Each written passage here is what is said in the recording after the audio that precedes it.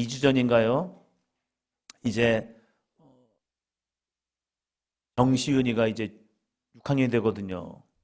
그리고 내년이면 이제 중학교가 올라가고, 그러면 일부 드럼을 누가 쳐야 하나 하면서 도대체 누구를 또 시켜야 하나 했더니 우리 지선우 청년이 교회를 와가지고 이제 한 1년의 시간 동안 열심히 또 드럼을 쳐가지고 일부 또 드럼을 치면 되겠다 하는 오늘 또 마음이 생기더라고요. 우리 임선우, 지선우, 정선우,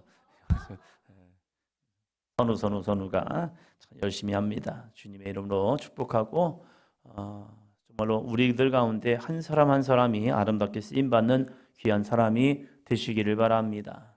옆에 사람 보시면서요, 주께서 찾으시는 한 사람이십니다. 여러분, 한 사람 한 사람이 주께서 찾으시는 한 사람입니다. 할렐루야. 제가요? 그렇더라고요. 주님이 저를 처음 부르실 때에 주님 앞에 고백하시는 하는 것은 이거밖에 없었습니다. 제가요? 저희 형들도 있는데요. 저희 형들이 훨씬 나은 것 같은데요. 성품과 기질과 성향이 저보다 형들이 훨씬 좋은 것 같은데요. 그런데 하나님은 아니다, 너다라고 하시더라고요. 왜 접니까? 했을 때 그냥 너니까 너다 하시는 마음들. 때는 우리들이 나 자신을 볼 때에 하나님 저 부족해요, 저 연약해요. 제가요? 그런데 주님은 그래 너.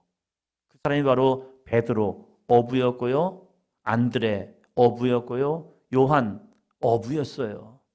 세리 마태였습니다. 열심당원 시몬이었고요. 그 사람들이 다 예수님의 제자들이었어요. 세상에서는 별로 볼품없어, 뭐 그렇게 대단하지도 않아. 물론 그 가운데 대단한 사람도 있어요. 사도 바울 같은 경우는 얼마나 그 시대에 뛰어난 사람입니까? 가장 엘리트입니다. 우리로 말하면 서울대 법대 정도 나온 사람, 장래가 촉망되는 사람, 그런 사람도 부르셨고, 가장 이스라엘 가운데 밑바닥에서 어부의 삶을 살았던 그런 어부들도 주님이 보실 때는 괜찮아요. 우리의 상황과 형편 어떠하든지 괜찮다는 겁니다. 우리가 뭐만 안에 있으면 되겠습니까? 따라합니다. 예수님 안에만 있으면 됩니다. 예수님 안에만 있으면 됩니다. 성령의 역사는요, 많이 배웠다고 하는 게 아니더라고요. 성령의 역사는 하나님의 말씀을 신뢰하는 그 사람을 통해서 성령은 역사하십니다. 희한하죠? 기독교 역사를 보면요, 많이 배우고 뛰어나고 대단하고 좋은 학교를 나오고 막 대단한 사람들이 있는 시대가 있어요. 그럼 어떤 때는요, 단순 무식할 때가 있습니다. 그런데 단순 무식하다는 것은 하나만 본다는 거예요. 단순 하나만 본다. 무식, 다른 거 의지하지 않고 오직 주님만 의지합니다. 할렐루야. 세상 가운데 단순 무식은 미련해 보일 수 있어요. 그러나 믿음 안에서 단순 오직 주님만, 할렐루야. 무식, 바울이 그랬잖아요. 나의 모든 지식을 다 버리겠다. 무식, 모든 지식을 버리고 오직 예수를 아는 지식만 내가 소유하겠다. 지금 나의 모든 것들을 보니까 이걸 배설물로 여기고 하찮은 것으로 여기고 오직 예수 그리스도를 아는 지혜가 가장 뛰어나다.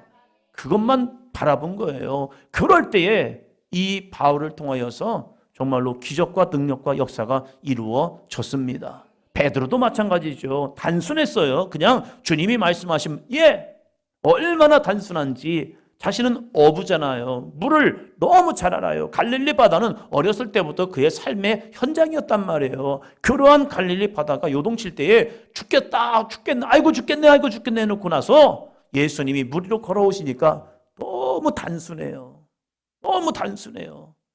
그런 예수님이 걸어오시니까 당신이 주님이시거든 나로 오라고 명하소서. 그럼 내가 가겠습니다. 지금 뭐 하자는 겁니까?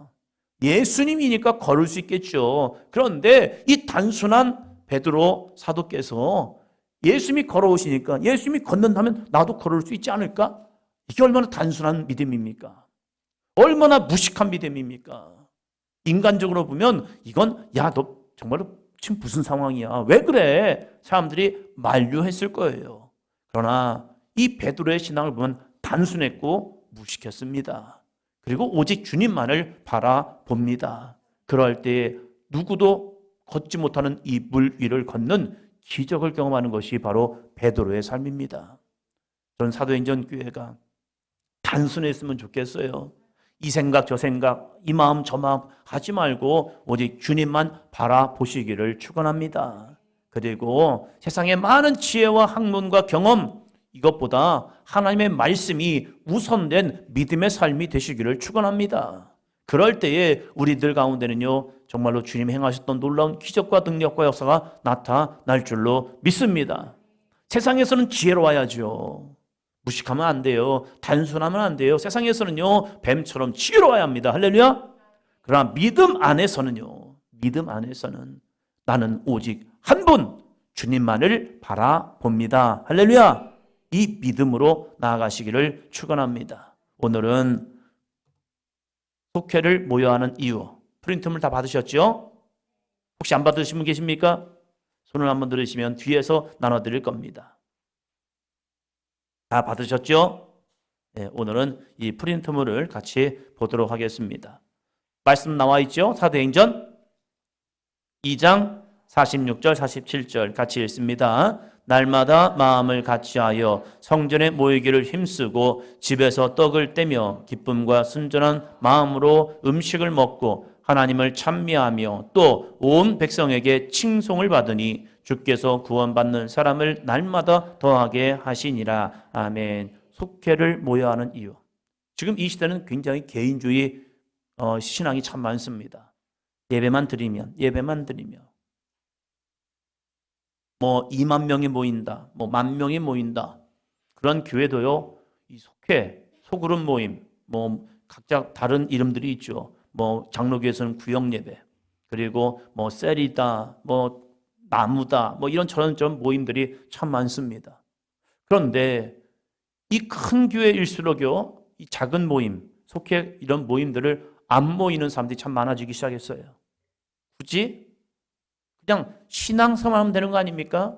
그러면서 개인주의적 신앙생활을 합니다. 그래서 교회 와서는 열심히 예배드리면서 믿음 있는 것 같이 보입니다. 그러나 소그룹의 모임이 없으면요, 자신의 신앙을 점검해 볼 수 있는 그러한 거울이 없다는 거예요. 이 작은 모임, 속회를 통하여서 나의 신앙이 점검돼야 합니다. 공예배를 통하여서는 다 믿음이 있는 것 같아요. 그러나 소그룹 나눔을 하다 보면요, 그 사람이 진짜 믿음이 있는지 어떤지를 보여집니다. 겉으로는 열심히 믿음 생활하는 것 같지만 나눔을 하다 보면 자신의 실체, 영적 실체가 들추어집니다. 그리고 어떠한 고백을 하냐에 있어서 그 사람의 진실한 고백이 나오기 시작합니다. 그래서 그 사람의 믿음이 얼마나 인본주의인지 아니면 신본주의인지, 자신의 말씀을 듣고 어떻게 살아가는지가 나눔을 해보면 보여요. 그래서 속회를 통하여서, 이 소그룹 모임을 통하여서 우리들의 신앙이 점검되어야 하고, 그리고 그것을 속장님들이나 강사님들은 그걸 알고 그리고 그 모임을 영적인 모임으로 만들어 주어야 합니다. 특별히 속장님들이나 강사님들이나 말씀을 전하는 걸 보면요, 때로는 인본주의적 성향을 가지고 말씀을 전하는 속장님이나 강사님도 있습니다. 정말로 회개해야 합니다. 왜요? 사람의 생각과 하나님의 말씀이 너무 다를 때가 참 많아요. 내가 아무리 좋은 지식을 가르친다고 해서 영이 살아가는 게 아닙니다. 하나님의 말씀을 먹일 때에 그 공동체가 살아나요. 그래서 정말로 기도하면서 그 속회를 인도하는 강사님이나 속장님이 있는 속회는요, 일어납니다. 그러나 인간적인 방법과 인간적인 생각으로 속회를 인도하잖아요. 그러면 그 속회는요, 점점점 쇠약해져 갑니다. 마치 사울의 집이 점점 쇠약해지지만 다윗의 집은 점점 강해지더라라고 하는 말씀처럼, 왜 나의 모임은 작아지지? 왜 나의 모임에는 이렇게 연약해지지? 왜 사람이 변화가 없지? 그것은요, 인본주의가 강하기 때문에 그래요. 그래서 내가 어떤 신앙의 모습을 하냐, 열매를 통해 볼 수 있다는 사실이에요. 그래서 이 작은 모임, 속회를 모여야 하는 이유는 자신의 삶이 들추어지고 있다는 사실입니다.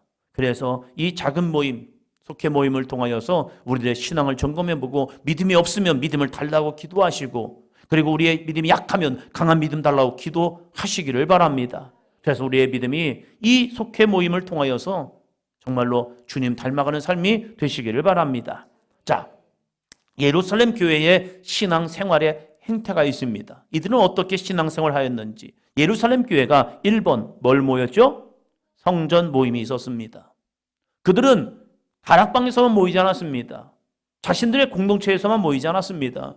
이스라엘 백성들에게서는 가장 중요한 성전이 있었습니다. 성전에 모였습니다. 그래서 사도행전에서 보니까 예루살렘 교회도, 예루살렘 믿음의 공동체 그리스도인들도 자기들끼리만 모임을 가졌던 게 아니라는 거예요. 동그라미 1번 같이 있습니다. 성전에 모이기를 힘쓰고. 이것은 마가의 다락방 자체가 아니에요. 성전, 여기서 말하는 그냥 성전인 거예요. 예루살렘 성전. 아직 성전이 무너지기 전, 회파되기 전에 이 성전, 이 예루살렘 공동체는요, 성전에 모였어요. 성전의 모임은 두 가지를 가지고 있습니다. 뭐죠? 예배와 기도의 삶인 거예요. 거기선 제사를 드리잖아요. 제사장들은 제사를 하고, 제사는 그 시간에 백성들은 성전 밖에서, 성전 안에는 제사장만 들어왔잖아요. 그래서 성전 밖에 있는 백성들은 그 시간에 함께 기도하는 겁니다. 나의 드린 제물이 하나님 앞에 나아갑니다. 자신이 드려지는 이 제물이 번제를 통하여서 주님 앞에 올라갑니다. 나의 죄악이 이 시간 저 제사장님을 통하여서 이 제물이 태워짐을 통하여 나의 이 죄가 사함을 받습니다 라는 믿음을 가지고 제사장은 성전에서 하나님께 제사를 드리고 백성들은 성전 밖에서 기도하는 시간을 갖습니다. 밑에 같이 있습니다. 사도행전 3장 1절 제9시 기도 시간에 베드로와 요한이 성전에 올라갈새. 제9시, 우리로 말하면 6을 더하니까 몇 시죠? 15시. 그러니까 오후 3시에 오후 제사를 드린 그 시간에 베드로와 요한이 제사를 드리기 위해서 간 것이 아니라 제사 드리는 그 시간에 기도하려고. 왜요? 성전 밖에서는 백성들이 기도한다니까요. 그래서 오후 기도 시간, 오후 제사 시간이 되어서 베드로와 요한도 성전에 올라가다가 뭘 만납니까? 나면서부터 안진뱅이를 만나게 되는 거죠. 이때. 이 요한도 베드로도 제사를 드리는 시간에 예루살렘에 있었기 때문에 그들이 성전에 올라가서 기도하였다는 거예요. 믿음의 사람들은 성전에 모이기를 힘써야 합니다. 이게 믿음인 거예요.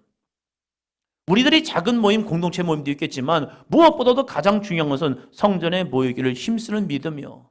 그래서 공예배가 있잖아요. 주일 오전 예배, 오후 예배, 수요 예배. 이걸 공적 예배라고 이야기하죠. 그리고 개인의 영성을 위해서 새벽 기도회, 매일 기도회가 있죠. 이 매일 기도회는 한국 사람만 하는 게 아니에요. 이스라엘 백성들은 상번제를 통하여서 매일 이렇게 제사가 드려져요. 안식일만 제사한 게 아니에요.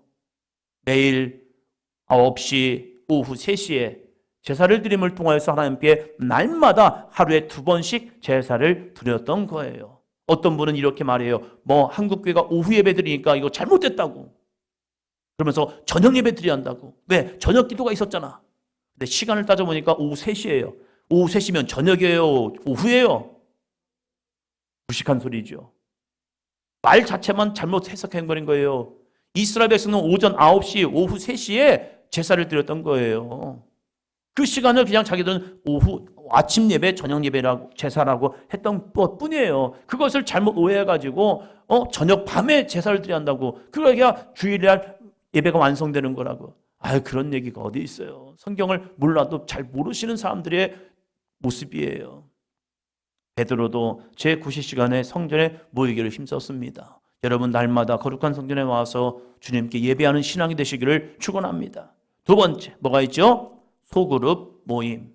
2번 같이 있습니다. 집에서 떡을 떼며 기쁨과 순전한 마음으로 음식을 먹고. 여기서 말하는 집이라는 것은요, 이제 예루살렘 교회는 한 큰 공동체도 있었지만 자그마한 공동체들이 있었어요.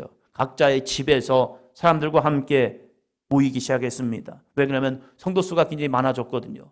마가의 타락방 120명만 모여도 꽉 찰 겁니다. 그러면 3,000명, 5,000명 회개해서 그리스도로 돌아오는데 그들이 어떻게 그 한 장소에 모였겠습니까? 그건 불가능한 일이에요. 그렇기 때문에 곳곳마다 교회 자기 집에 모여서 각자의 가정에 모여서 함께 모여서 하는 공동체가 있었다는 거예요. 거기서 뭐 했느냐?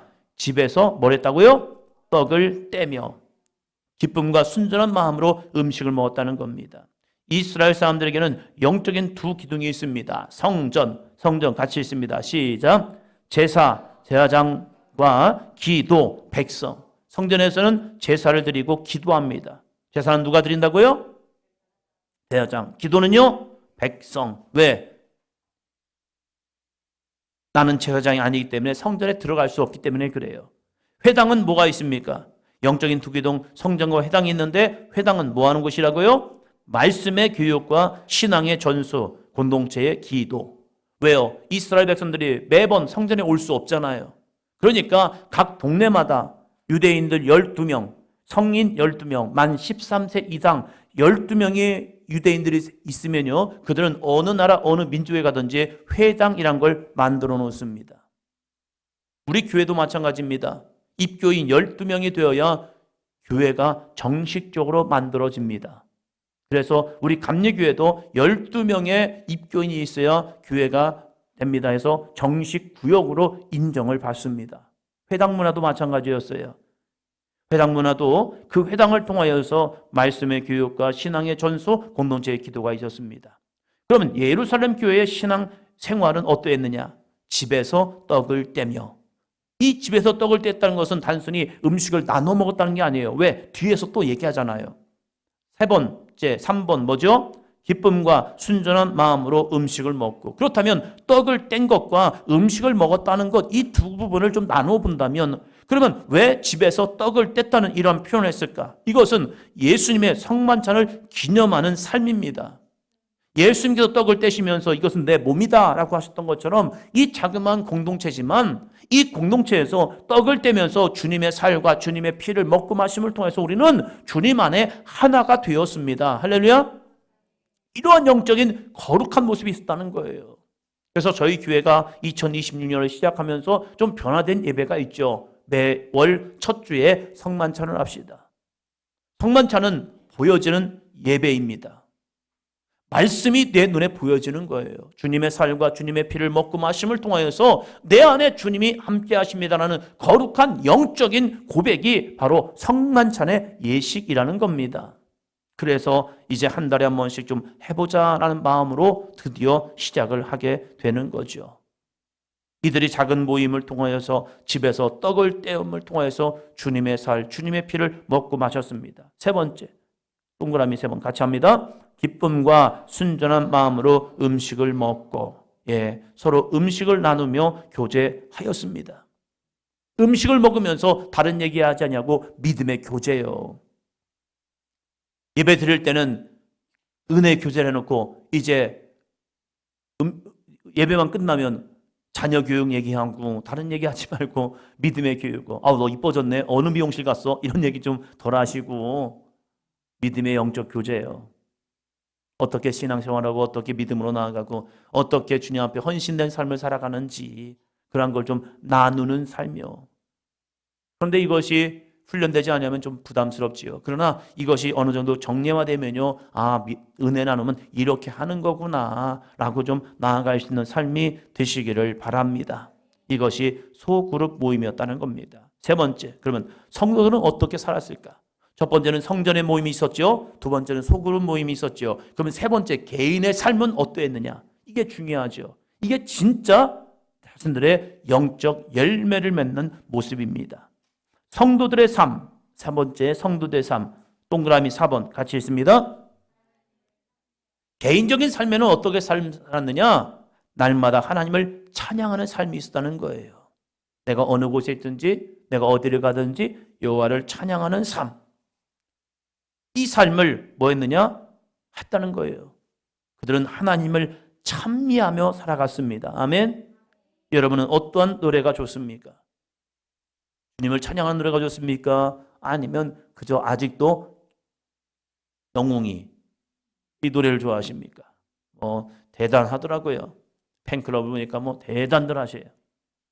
요즘은 누가 나가는지 잘 모르겠습니다. 우리가 믿음의 삶을 살아가면서 어떠한 모임을 하고 있냐 이거예요.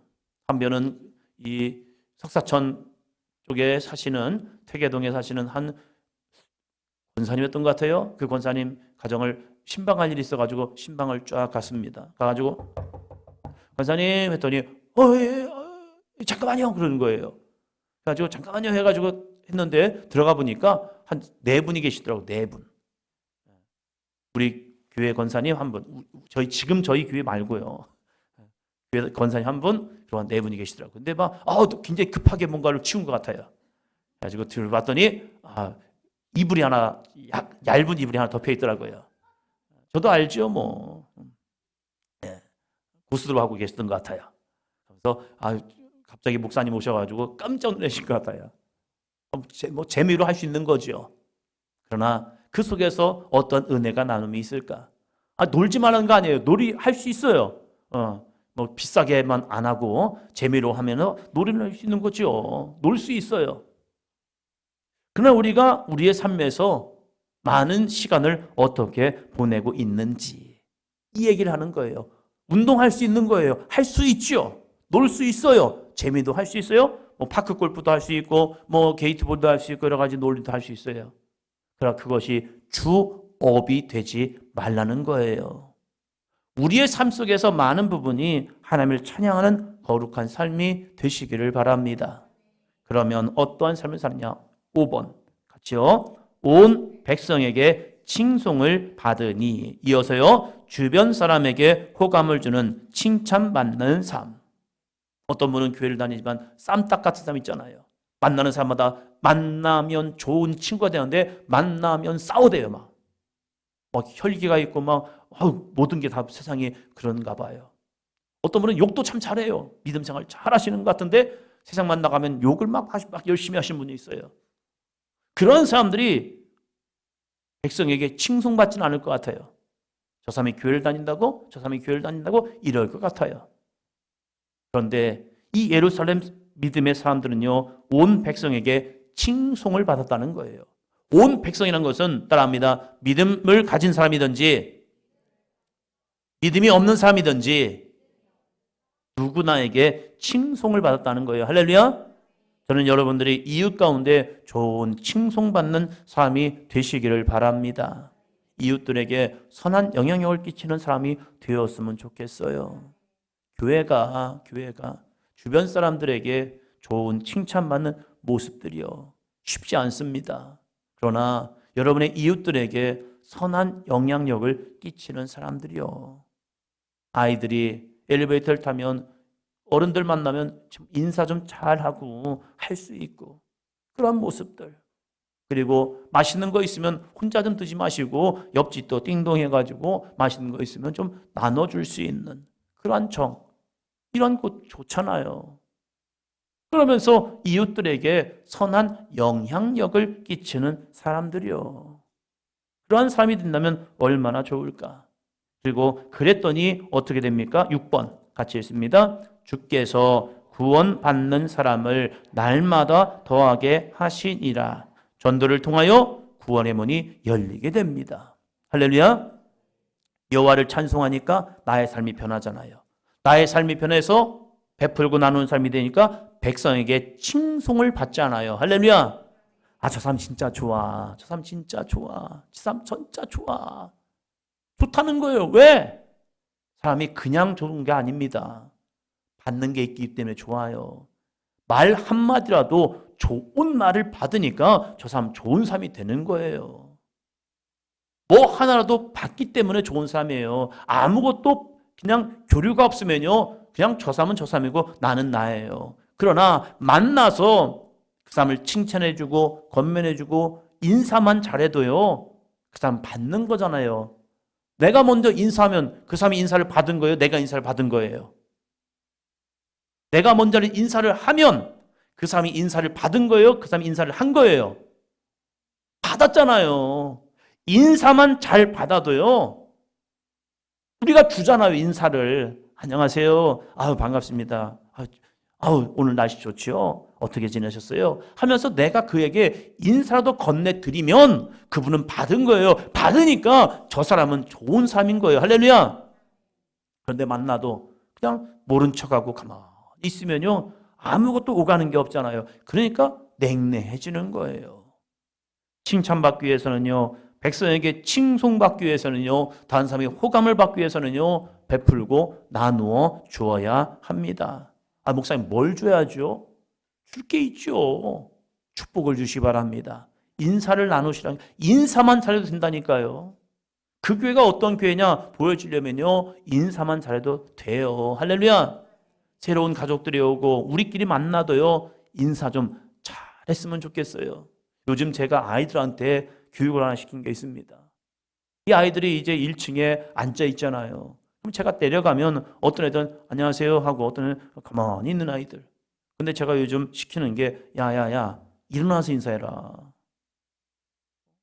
그냥 앉아서 안녕하세요 하지 말고 일어나서 해라. 어린이집 다닐 때가 아이들이 가장 인사성이 발라요. 그죠? 어린이집에서는 진짜 선생님들이 아이들을 예쁘게 가르쳐요. 어디에 손을 모으죠? 배꼽에 손을 모으시고요. 아, 우리 어린이집 선생님이 계셨네요. 배꼽에 손을 모으고 공손하게 인사를 합니다. 안녕하세요. 안녕하세요. 근데 이제 그다음부터 태권도를 다니니까 아이들이 태권! 이러면서 인사를 하더라고요. 배꼽 손을 안 하고 아, 태권! 이러면서 인사를 하고 그러는 것 같아요. 인사가 바른 인사만 돼도요, 정말로 주변 사람에게 칭찬받는 사람이 됩니다. 우리가 먼저 인사할 수 있죠. 어른들이 아이들에게도 안녕 잘 지내니 하면서 할 수도 있죠. 서로 나눠주고 베풀어줄 때에 정말로 우리들이 많은 사람에게 칭송받는 사람. 그랬더니 6번이 이루어집니다. 6번 같이 했습니다. 주께서 구원받는 사람을 날마다 더하게 하시니라.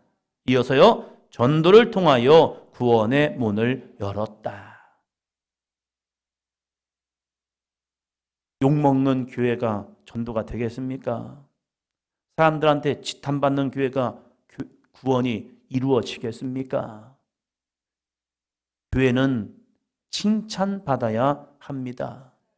전도지라도 주면서 뭐라도 하나 주어야 사람들은 아, 그래도 하나 받았잖아요. 자그마한 거라도 받으면요, 이것이 그들 마음에는 아, 이 교회가 이런 걸 주는구나 해서 돼요. 아무것도 나누지 않냐고, 아무것도 베풀지 않냐면요, 교회는 그냥 교회로 그냥 존재할 뿐이에요. 그러나 우리들이 하나님을 열심히 찬양하는 만큼, 찬송하는 만큼, 찬미하는 만큼 이 땅 가운데 선한 영향력을 함께 나눌 수 있는 삶이 되시기를 축원합니다. 그리고 그렇게 했더니 주께서 구원받는 사람을 날마다 더하게 하십니다. 아멘. 전도를 통하여 구원의 문이 열리고 있다는 거예요. 선안에서 부단임 목회로 사역할 때에 새로 오시는 가족들을 신방하면서 느끼는 게 참 그거예요. 되겠나? 되겠나? 때로는 전도를 하다 보면 집에 아무도 없잖아요, 아파트에. 그러니까 아파트에다 그냥 걸고 온 거예요. 그냥 교회에 전도지 하나 걸고 왔어요. 근데 그분이 그 전도지 걸어놨다고 그걸 보고 나서 아, 내가 교회를 찾으려는데 교회가 붙었네, 왔네 해서 이 교회를 택시를 타고 이 교회를 찾아온 거예요. 어떻게 오셨습니까? 했더니 누군가 전도지를 놔뒀는데 그 전도지를 보고 왔다는 거예요. 그것이 1000분의 1 괜찮아요. 10,000분의 1 그것도 괜찮아요. 한 영혼이 주님 앞에 나올 수 있는 거룩한 발걸음이 된다면 해야 하지요. 할렐루야. 내가 주는 전도지 이걸 뭐 받다고 효과가 있겠어? 아니요. 한 영혼이 된다면 괜찮아요. 그 영혼이 주님께로 돌아올 수 있다면요.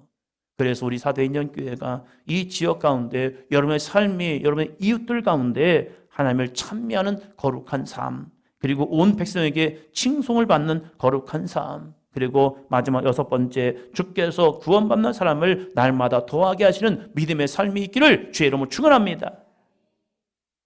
성전 예배를 통하여, 소그룹 모임을 통하여, 성도들의 삶을 통하여서 이렇게 이루어진 것이 사도행전 2장 46절로 47절의 말씀이었다는 거예요.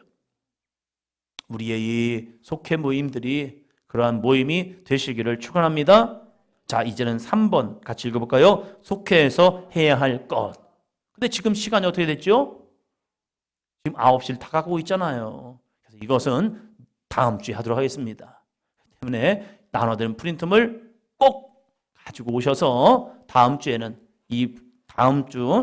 이제 3번 속해서 해야 할 일, 이것을 해야 할 것을 나누도록 하겠습니다.